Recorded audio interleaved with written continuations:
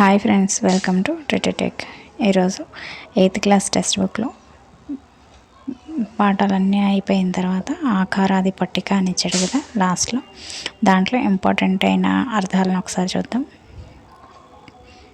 అంకురం అంటే మొగ్గ తొడుగు, అంచితం పూజించబడిన. అంచితం అంటే పూజించబడిన, ఇది కొంచెం డిఫరెంట్గా ఉంది. అంచితం అంటే పూజించబడిన. అంతస్తు, స్థాయి. అంబారి అంటే ఏనుగు మీద పరుపు. అక్షరం అంటే నాశనం లేనిది. అక్షరాల అంటే పూర్తిగా ఉన్నది ఉన్నట్లుగా. అగడత అంటే కందకం, ఇది ఒక డిఫరెంట్గా ఉంది. అగడత అంటే కందకం అంటండి. అగడత అంటే కందకం. అగ్రతాంబూలం అంటే మొదటి గౌరవం. అణచివేయి అంటే నొక్కిపట్టు. అతి అంటే ఎక్కువ. అతిథి అంటే తిథి నియమం లేకుండా ఇంటికి భోజనానికి వచ్చేవాడు. అతివ అంటే శ్రీ. అద్భుతం అంటే ఆశ్చర్యం ఎంతైనది. అనఘుడు అంటే పుణ్యాత్ముడు, ఇదొక డిఫరెంట్. అనఘుడు అంటే పుణ్యాత్ముడు. అనర్ఘన అంటే ప్రతిబంధం లేనిది. అనాది అంటే ఆది లేనిది. అనిసము అంటే ఎల్లప్పుడు, ఇది కూడా ఇంపార్టెంట్. అనిసము అంటే ఎల్లప్పుడు, ఇది రిపీటెడ్ పెట్టండి, ఇంతకుముందు ఇచ్చాడు ఇది. అనిసము అంటే ఎల్లప్పుడు. అనిలంబు అంటే గాలి. అనిలంబు అంటే గాలి. నెక్స్ట్ అన్యథ అంటే మరొక విధంగా వేరుగా. అభినందన మెచ్చుకోలు. అభిలాష అంటే కోరిక. అభివాద నమస్కారం. అమరుడు మరణం లేనివాడు. అమూల్యం వెలకట్టలేనిది. అయోమయం అంటే ఏమీ అర్థం కాని స్థితి. అరసి అంటే విచారించి. అల్లన అంటే మెల్లగా. అవధరించు అంటే విను. అవశ్యం అంటే తప్పకుండా. ఆటంకం అంటే ఇబ్బంది కలగడం, అవరోధం. ఆదరణ అంటే గౌరవం. ఆధారం అంటే ఆధారం. ఆదేశం అంటే ఆజ్ఞ. ఆప్యాయత అంటే ప్రేమ. ఆలపించు అంటే వినిపించు. ఆసు అంటే వేగం. ఆసరా అంటే ఆధారం. నెక్స్ట్ ఇంగళం అంటే అగ్ని. ఇనుడు అంటే సూర్యుడు. ఉపక్రమించు అంటే పూనుకును. ఉల్లము అంటే మనస్సు, ఇది ఇంపార్టెంట్. ఉల్లము అంటే మనస్సు. రిపీట్ బిట్ అంటే కంఠత అంటే కంఠస్థం చేయ. కంఠం అంటే గొంతు. కటాక్షం అంటే దయ. కథన రంగం అంటే యుద్ధభూమి. నెక్స్ట్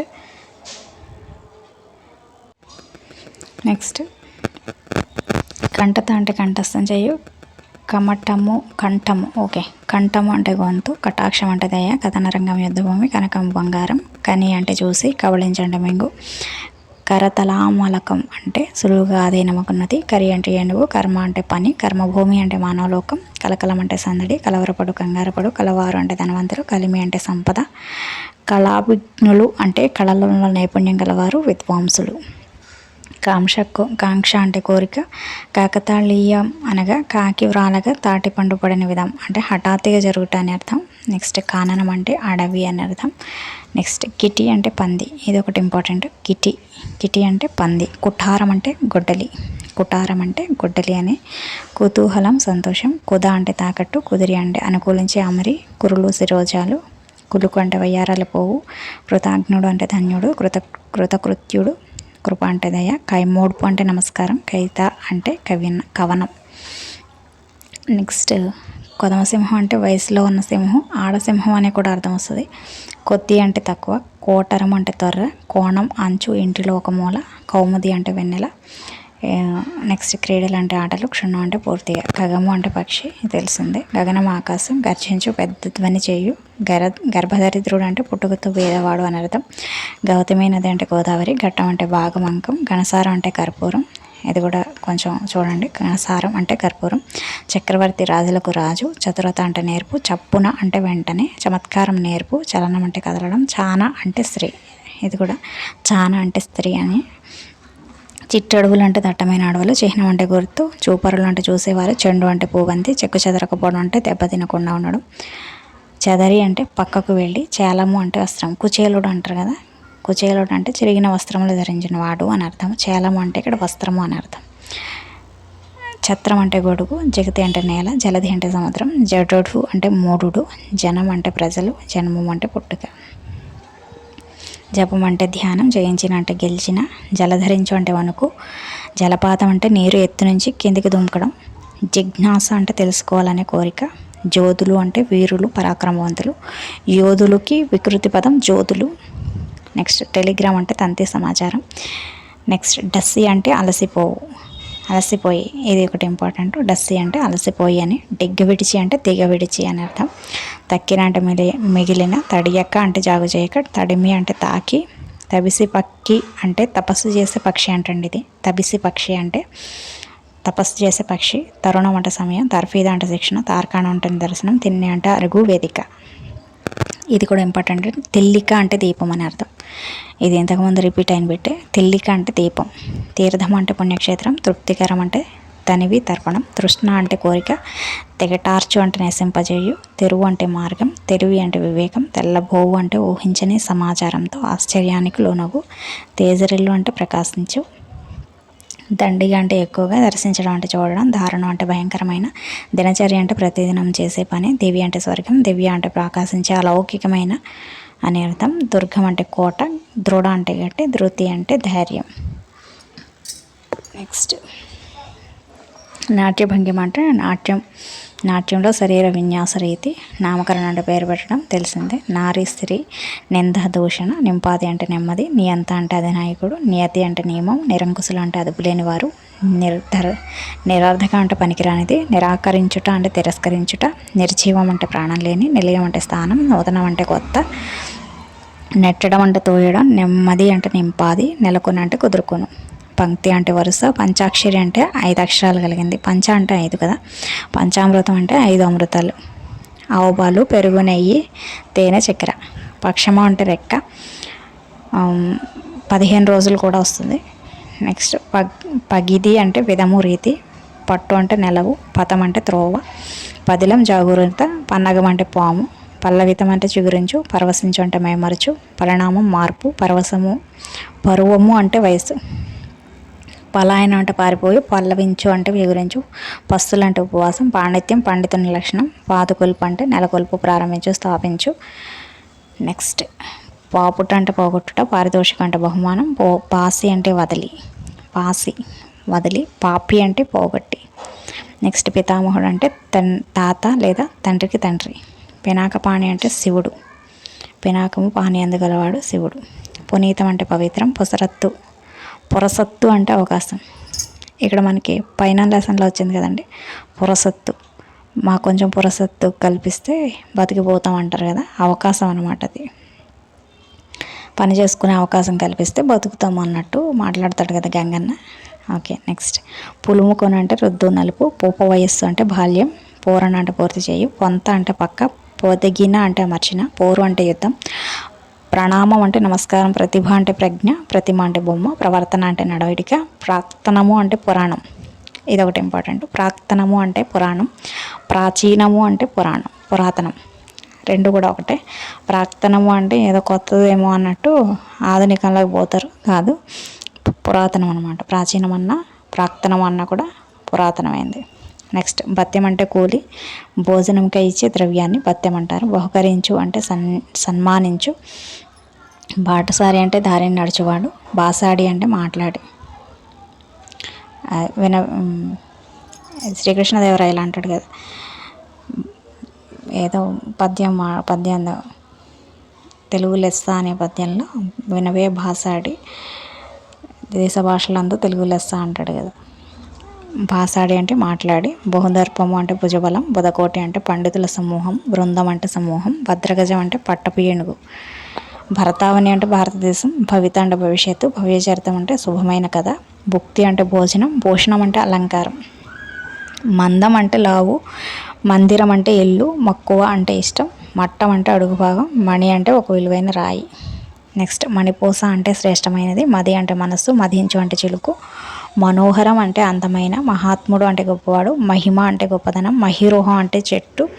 నెక్స్ట్ మహోన్నత అంటే గొప్ప. మధుకరం అంటే భిక్షావృత్తి. మాధురి అంటే తీయదనం. ఇది ఇంపార్టెంట్. మాధురి అంటే తీయదనం. మాధుర్యం తీయదనం. మానాథుడు లక్ష్మీపతి. మార్గం దారి. మిరిమిట్లు అంటే కాంతి. ముక్తకంఠ అంటే ఒకే అభిప్రాయంతో పలకడం. ముగించు అంటే పూర్తి చెయ్యు. మూగడం అంటే గుమ్మగూడడం. మూర్ఖం అంటే అవివేకం, మొండితనం. మేత అంటే పశువుల ఆహారం. మేను అంటే శరీరం. మేలి ఘటనలు అంటే గొప్పైన సందర్భాలు. మైలు అంటే 1.6 కిలోమీటర్లు అనమాట. యుగములు అంటే చాలా కాలం నుంచి. యుద్ధపటిమ అంటే యుద్ధంలో నేర్పు. రంజింపజేయు అంటే ఆనందింపజేయు.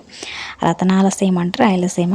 రమారమి అంటే దాదాపు. రసభరితం అంటే రసముతో నిండింది. రాగసుధ అంటే గానామృతం. రేయి అంటే రాత్రి. ఒక్కాణించు అంటే నొక్కి చెప్పు. వడి అంటే వేగం. బదురు అంటే ఎక్కువగా మాట్లాడు. వదావతులు అంటే వక్తలు. వదావతులు అంటే వక్తలు అంటే మాట్లాడేవారు అనమాట, వక్తలు వదావతులు. వనిత అంటే స్త్రీ. వల్లభ అంటే భార్య. ఇది ఇంపార్టెంట్. వల్లభ అనేది భార్య. వల్లించడం అంటే మళ్ళీ మళ్ళీ చెప్పడం, చెప్పిందే మళ్ళీ మళ్ళీ చెప్పడం. నెక్స్ట్ వాడుకంటే ఉపయోగం. వాత్సల్యం అంటే ప్రేమ, ఇది కూడా ఇంపార్టెంట్. వాత్సల్యం ప్రేమ. వార్త సమాచారం. విగ్రహం అంటే ప్రతిమ. విజయగీతిక అంటే వెలుగుబాట. విన్యాసం అంటే చక్కని ప్రదర్శన. నెక్స్ట్ విపులం అంటే విరివి అయిన అనే అర్థం. విభవం అంటే సంపద, ఇక్కడ ఇది ఇంపార్టెంట్. విభవం అంటే సంపద. విరామం అంటే విశ్రాంతి. విశదము అంటే స్పష్టము. విశాలం అంటే పెద్దదైన. విశ్రాంతి అంటే ఉపశమనం. విస్మరించు అంటే మర్చిపోవు. విహగము అంటే పక్షి. విహరణం అంటే తిరగడం. విహరణం అంటే తిరగడం అంటండి. విహరించి అంటే తిరిగి. వీడుకోవాలంటే వెళ్ళడానికి ఇచ్చే అనుమతి. వేణుల విందు అంటే చెవులకింపుగా.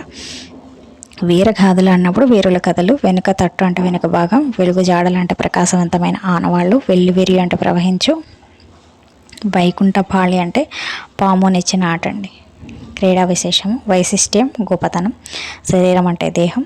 శర్కర అంటే పంచదార. శిరోధార్యం అంటే అంగీకారయోగ్యం. శోకించు అంటే దుఃఖించు. సంక్షిప్తం అంటే తగ్గించబడిన. సంపూర్ణం అంటే నిండైన పూర్ణ. సంశయించు అంటే అనుమానించు. సత్కరించు అంటే గౌరవించు. సదుపాయం ఏర్పాటు. సద్య అంటే వెంటనే, ఇది ఇచ్చాడండి ఇంతకుముందు. సద్య అనే దానికి అర్థాన్ని తెలపండి అని ఇచ్చాడు, ఆప్షన్స్ ఇచ్చాడు. దాంట్లో వెంటనే అనేదాన్ని గుర్తించండి. నెక్స్ట్ సమదృష్టి అంటే సర్వభూతములను సమముగా జూచు చూపుని సమదృష్టి అంటారు. నెక్స్ట్ సమర్పించు అంటే అందించు. సమీపం అంటే దగ్గర. సముద్రం అంటే సాగరం. సమ్మతి అంటే అంగీకారం. సస్యరమ అంటే పంట, లక్ష్మి అని అర్థం. సారయస అంటే స్వచ్ఛమైన కీర్తి, ఇది ఇంపార్టెంట్ అండి. సారయస స్వచ్ఛమైన కీర్తి, కొంచెం డిఫరెంట్గా ఉన్నవి చదువుకోవాలి మనం. సారయస స్వచ్ఛమైన కీర్తి. యశము అంటే కీర్తి. సారయశ అంటే స్వచ్ఛమైన కీర్తి. ఓకే. నెక్స్ట్ సుందరం అంటే అందమైన. సునాయాసం అంటే అతి సులభం. సురుచిర అంటే మనోజ్ఞమైన, ఇది కూడా చూడండి. సురుచిర అంటే మనోజ్ఞమైన అని అర్థం. సూనృతం అంటే సత్యవాక్కు. సొంపు కూర్చో అంటే అందానిచ్చు. సొత్తు అంటే సంపద సొమ్ము. సౌఖ్యం అంటే సుఖం. స్పందన అంటే కదులుట. స్పర్శ అంటే తాకుట. స్మృతి అంటే జ్ఞాపకం. స్వర్గతుల్యం అంటే స్వర్గంతో సమానం. స్వస్తి అంటే శుభం, ఇక స్వస్తి అంటే శుభం అన్నట్టు. స్వాంతం అంటే మనస్సు, ఇది ఇంపార్టెంట్ అంటే స్వాంతం అంటే మనస్సు. రాధిక స్వాంతం అంటారు కదా, రాధిక యొక్క మనస్సు అనమాట. హంస తూలికా తల్పం అంటే మెత్తని హంస ఈకలు పెట్టి కుట్టి సిద్ధం చేసిన పరుపుని హంస తూలికా తల్పం అంటారు కదా. నెక్స్ట్ హేళ అంటే ఆనందం. హొయలు అంటే సౌందర్యము, అందం. ఇక్కడతో అర్థాలు కంప్లీట్ అండి. ఒకసారి ఈ వీడియో పెట్టుకొని అర్థాలన్నీ వింటూ ఉంటే మీరు ఏదైనా పని చేసుకున్నప్పుడు ఈ ఫోన్ పెట్టుకొని ఈ వీడియో ఆన్ చేసుకుంటే ఆ అర్థాలన్నీ రిపీట్ పలుకుతూ ఉంటే, ఆ వీడియో ఆన్లో ఉంటే మీకు అదేదైనా కొంచెం డిఫరెంట్ వర్డ్ ఉన్నప్పటికీ తొందరగా క్యాచ్ చేయగలుగుతారు. నెక్స్ట్ వ్యుత్పత్తార్థాలు. గురువు అంధకారం అనే అజ్ఞానమును పోగొట్టువాడు గురువు, ఉపాధ్యాయుడు. అతిథి అంటే ఉత్పత్తార్థం, వార నియమాలు లేకుండా ఇంటికి భోజనానికి వచ్చేవాడు, గృహగతుడు. నెక్స్ట్ దాశరథి, దశరథుని కుమారుడు రాముడు. ధార్మికుడు, ధర్మాన్ని ఆచరించేవాడు, పుణ్యాత్ముడు. నగరం కొండల వలె పెద్ద పెద్ద భవనాలు కలది, పట్టణం. పక్షిధ్వంసకుడు అంటే పక్షులను ధ్వంసం చేసేవాడు, వేటగాడు. భాస్కరుడు అంటే కాంతిని కలుగజేవాడు, సూర్యుడు. విద్యార్థి అంటే విద్యార్జన చేసేవాడు, విద్యార్థి. విహంగం అంటే ఆకాశంలో వెళ్ళున్నది, పక్షి. శరీరం అంటే రోగాదులచే శిథిలమయ్యేది, మేను. నెక్స్ట్ సూర్యుడు అంటే శౌర్యమును ప్రదర్శించేవాడు, వీరుడు. హృదయం అంటే హరింపబడునది అంటే గుండె. అదే ఏజ్ పెరిగే కొద్దీ హరింపబడుతుంది కదా, అలా అనమాట. క్షేత్రం అంటే దైవం వెలిసిన ప్రాంతం, దేవాలయం. పర్యాయపదాలు ఇచ్చాడు. ఆకాంక్ష అంటే కోరిక, వాంఛ, ఈప్సితమని. ఆశ అంటే ఇచ్చ, ఈప్స, ఆకాంక్ష అని. ఇల్లు అంటే ఆవాసం, గృహం, నిలయం. ఉన్నతి పర్యాయపదం, వికాసం, అభివృద్ధి. ఉపాధ్యాయుడు పర్యాయపదం, గురువు, చదువు చెప్పేవాడు. వడలు పర్యాయపదం, శరీరం, మేను, దేహం. కథన రంగం పర్యాయపదం, యుద్ధభూమి, రణస్థలి. కలిమి సంపద, ఐశ్వర్యం. కొండ అంటే పర్యాయపదం, పర్వతం, గిరి, అద్రి. కొడుకు అంటే అంగజుడు, ఆత్మజుడు, తనుజుడు.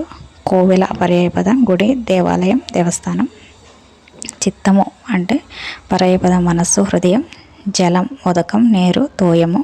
జెండా పర్యాయపదం, కేతనం, పతాకం. తండ్రి అయ్య, జనకుడు, పిత. తీరం వచ్చేసి దరి, ఒడ్డు, కూలం. తేజం అంటే వెలుగు, కాంతిపుంజం, ప్రకాశం. నగరం అంటే పురము, పట్టణము, వీడు. పరిమళం అంటే సువాసన, తావి, సుగంధం. పసిడి అంటే బంగారం, స్వర్ణం, కనకం. భార్య అంటే అర్ధంగి, ఆలు, ఇల్లాలు. కథనారంగం అంటే యుద్ధభూమి, రణస్థలే. వనిత పర్యాయపదం, పడతి మహిళ, మగువ. సంవత్సరం వర్షం, వత్సరం ఏడాది. సంవత్సరం. ప్రకృతి వికృతులు ఇచ్చాడు. అక్షరం అక్కరం, అద్భుతం అబ్బురం, ఆశ్రయం ఆసర, కాంక్ష ఖర్చు. ఇది డిఫరెంట్ ఉంది. కాంక్ష ఖర్చు. చంద్రుడు, తీరం దరి, దివ్వే. తర్వాత ధర్మం దమ్మం, పంక్తి బంతి, భోజనం బోనం, యోధుడు జోదుడు. ఇది కూడా ఇంపార్టెంట్. రత్నం, వితం అనేది కూడా ఇంపార్టెంట్. సంధి, స్తంభం, కంబం. ఇది కూడా ఇంపార్టెంట్. స్తంభం, కంబం. స్థలం, తల లేదా తలం. నెక్స్ట్ స్నానం, తానం. నానార్థాలు వచ్చేసి అంకురం అంటే మొలక, జలము, రక్తము. జలమును కూడా అంకురం అంటారు, రక్తంను కూడా అంకురం అంటారంట. నానార్థాలు. గంగ నది, భాగీరథి నీరు. చీర నారచీర, గోచి రేఖ. తార అంటే నక్షత్రం, ఓంకారం, వాలి భార్య. తీర్థం అంటే నీరు, పుణ్యస్థలం. నెక్స్ట్ దర్శనం అంటే చూపు, కన్ను, బుద్ధి అనేది నానార్థం. దివి నానార్థం, స్వర్గం, ఆకాశం. ధర్మం నానార్థం, పుణ్యం, యాగం, న్యాయం. ప్రతిష్ట నానార్థం, కీర్తి, స్థాపన. ఫలము నానార్థం, పండు, ప్రయోజనం. బతుకు జీవితం, ఆధారం. నానార్థాలు. మందిరం నానార్థాలు, ఇల్లు, గుడి, ఇల్లు. నెక్స్ట్ మాట నానార్థం, పలుకు, నింద.